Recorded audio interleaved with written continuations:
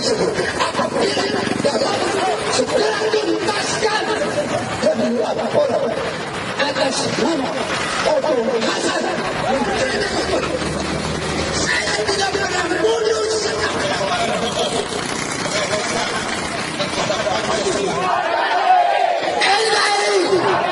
hari ini kami mendesak kepada Bapak Kapolda Jawa Barat agar segera tangkap Habib Rizik yang akan membuat perampokan NKRI. Orang sebagai bangsa Indonesia duduk anti penjajahan, sebagai bangsa anti penjajahan dan jalan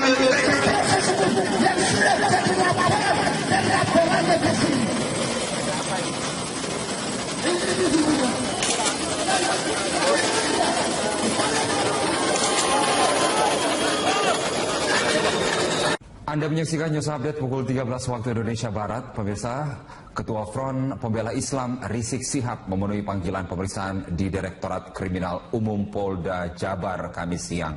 Rizik diperiksa terkait kasus dugaan penodaan lambang dan dasar negara Pancasila. Rizik Syihab tiba di Mapolda Jawa Barat disambut massa organisasi Front Pembela Islam. Rizik langsung masuk ke ruangan di Reskrimum dengan didampingi kuasa hukumnya. Dalam perkara ini, Putri Soekarno, yaitu Sukmawati Soekarno Putri, melaporkan Habib Rizik ke Bareskrim Polri terkait ceramahnya di Bandung, Jawa Barat yang diunggah di jejaring media sosial YouTube sejak 2014. Rizik diperiksa terkait dugaan penodaan lambang dan dasar negara.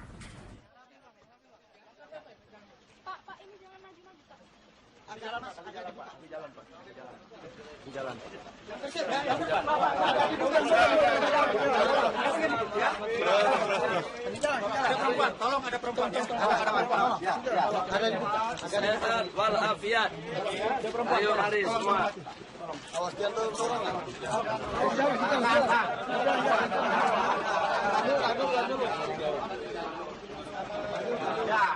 Ketua Front Pembela Islam Rizik Syihab hari ini dipanggil Polda Jawa Barat untuk diperiksa atas kasus dugaan pelecehan Pancasila. Dan untuk informasi selengkapnya kita bergabung bersama rekan kami Syiasa Wisastro langsung dari Bandung, Jawa Barat. Syiasa, apakah Rizik Syihab hadir memenuhi pemanggilan Polda Jabar?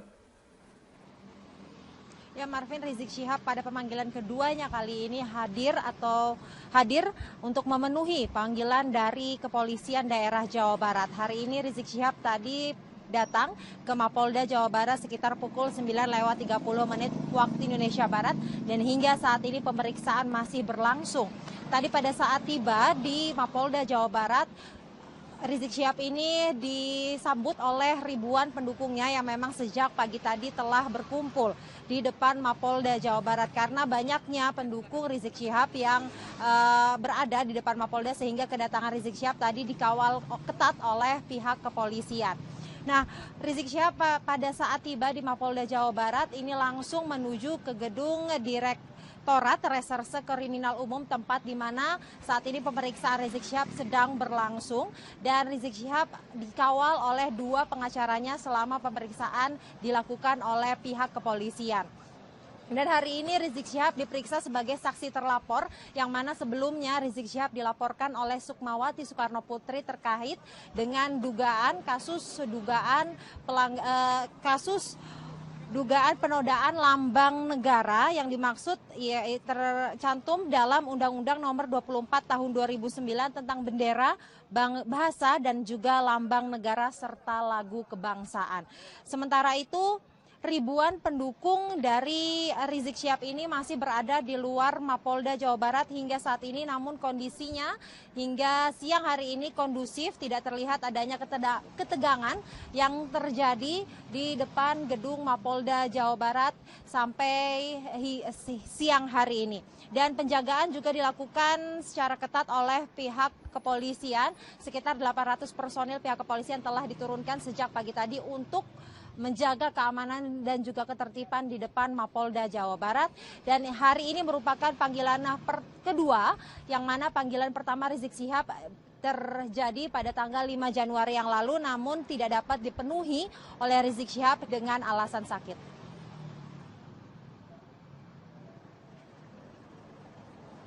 Marvin. Siasa Wisastro melaporkan langsung dari Bandung, Jawa Barat. Terima kasih. Hari ini Polda Jawa Barat memanggil pimpinan Front Pembela Islam Rizik Syihab terkait dengan kasus dugaan pelecehan Pancasila. Kita bergabung bersama dengan rekan kami, Siaza Wisastro langsung dari Bandung, Jawa Barat. Siaza, apakah Rizik Syihab kali ini sudah hadir memenuhi panggilan Polda Jawa Barat?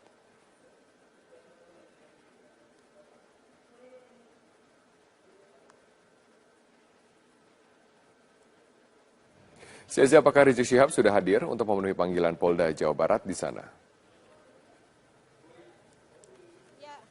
Ya Robert, Rizik Syihab ini sudah hadir untuk memenuhi panggilan Polda Jawa Barat. Tadi Rizik Syihab hadir di markas besar atau markas Polda Jawa Barat sekitar pukul 10:30 waktu Indonesia Barat. Panggilan Rizik Syihab hari ini merupakan panggilan kedua yang telah dilakukan oleh Polda Jawa Barat, di mana panggilan pertama yang lalu pada tanggal 5 Januari 2017 Rizik Syihab tidak hadir karena alasan sakit. Pemanggilan yang dilakukan oleh Polda Jawa Barat ini atas laporan dari Sukmawati Soekarno Putri yang mana Rizik Syihab diduga ini melakukan pelanggaran tindak pidana, yaitu kasus dugaan penghinaan lambang negara. Dan sempat terjadi ketegangan tadi pagi sebelum Rizik Syihab ini memenuhi panggilan Polda Jabar antara dua kubu yang saat ini melakukan aksi unjuk rasanya di depan Polda Jawa Barat. Kubu pertama yaitu kubu dari pihak Rizik Syihab dan satu lagi merupakan massa dari massa Sunda.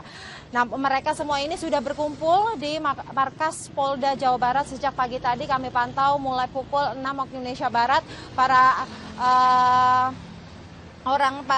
para pengunjuk rasa ini mulai berdatangan dan memenuhi jalan di depan Mapolda Jawa Barat, sehingga pihak kepolisian ini menurunkan kurang lebih 500 personilnya untuk menjaga para pengunjuk rasa yang berada di depan Mapolda Jawa Barat, karena memang banyak sekali pengunjuk rasa yang berada di depan Mapolda Jawa Barat. Pihak kepolisian juga menutup jalan yang berada di depan Mapolda Jawa Barat dan memberlakukan kontraflow karena memang banyak sekali pengunjuk rasa yang ada, sehingga kepadatan arus lalu lintas pun terjadi di depan Mapolda Jawa Barat. Namun kondisinya hingga saat ini kondusif dan dapat tertib diamankan oleh pihak kepolisian.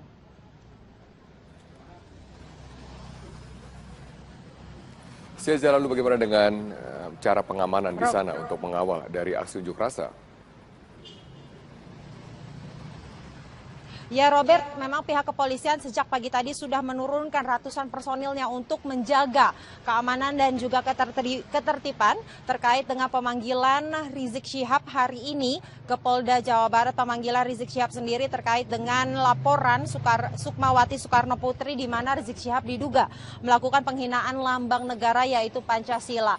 Pihak kepolisian telah menurunkan sekitar 500 personilnya untuk mengamankan seluruh massa yang saat ini sedang berunjuk rasa di depan Mapolda Jawa Barat. Selain itu juga pihak kepolisian akan memberlakukan rekayasa lalu lintas apabila dinilai terlalu ramai, akan diberlakukan kontraflow dan juga akan menutup lalu lintas atau jalur yang ada di depan markas Polda Jawa Barat.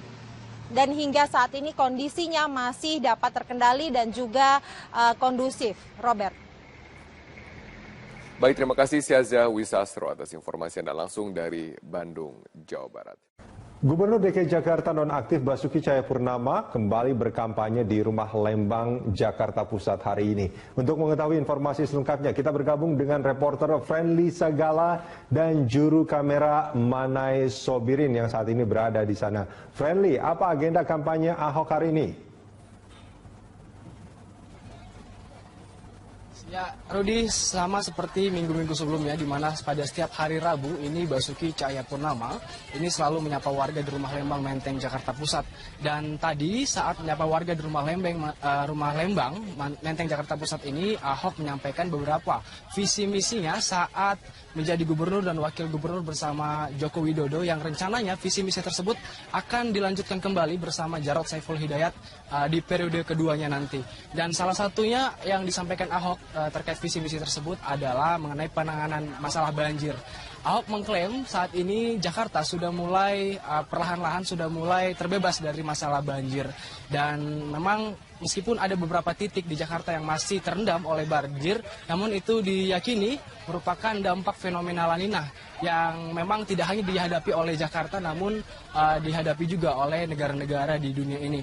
Dan di bawah kepemimpinan Ahok tadi menyatakan ada beberapa hal ataupun upaya yang telah dilakukannya untuk menangani masalah banjir. Salah satunya adalah dengan membangun tanggul setinggi 3,8 meter di sepanjang pantai Jakarta Utara, yang tujuannya adalah untuk membatasi ataupun menampung air laut ketika nanti air laut itu pasang, sehingga nanti dengan adanya tanggul tersebut dapat menahan dan tidak tumpah ke permukaan ke daratan DKI Jakarta. Karena kita ketahui saat ini tanggul di DKI Jakarta ini hanya terpasang setinggi 2,8 meter, dan kita ketahui juga bahwa permukaan daratan DKI Jakarta ini jauh lebih rendah dibandingkan dengan permukaan air laut. Dan inilah yang tadi disampaikan oleh Basuki Cahayapurnama. Selain itu, aku juga menyampaikan visi misi lainnya, di mana saat ini Pemprov DKI Jakarta telah menyediakan hunian ruang terbuka publik yang layak bagi warga DKI Jakarta, di mana Ahok tadi mengklaim satu-satunya kota yang ada di Indonesia ini yang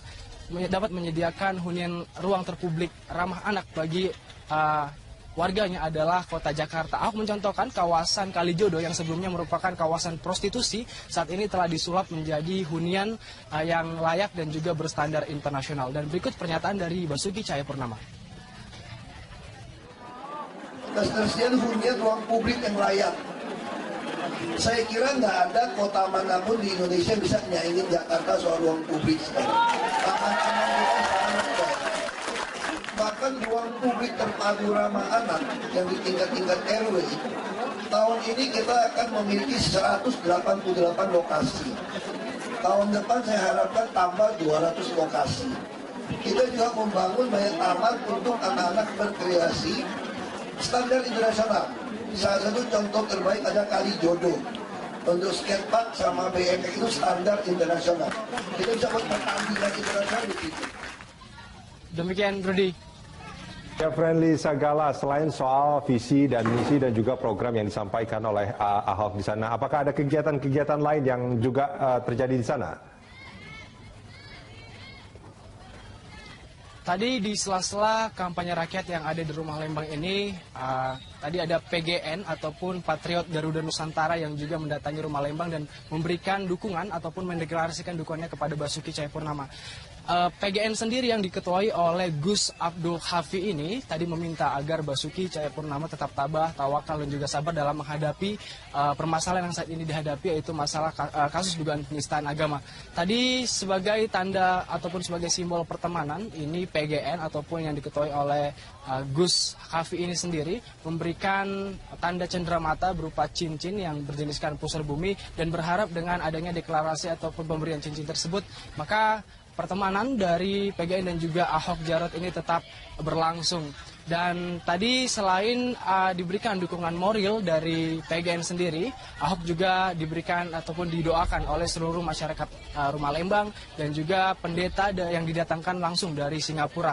Selain dari PGN sendiri, kemudian juga dukungan juga terus mengalir, yaitu tadi dari partai ataupun dari perwakilan pengurus partai PDIP yang berada di luar negeri, seperti yang berasal dari Singapura, Malaysia, Brunei Darussalam, Saudi Arabia, yang kebetulan memang saat ini mereka sedang berada di Jakarta karena kemarin mereka sedang merayakan hari raya ulang tahun dari PDI Perjuangan. Kemudian tadi kami juga melihat ada sekumpulan asosiasi artis yang juga datang memberikan dukungan kepada Ahok, yaitu kumpulan dari artis Olga Lydia yang membawa sejumlah desainer, ada juga hairstylist dan juga koreografer dan juga berbagai pekerja seni lainnya, yang tujuannya adalah memberikan dukungan kepada Ahok agar seluruh masyarakat Rumah Lembang ini dan juga warga DKI Jakarta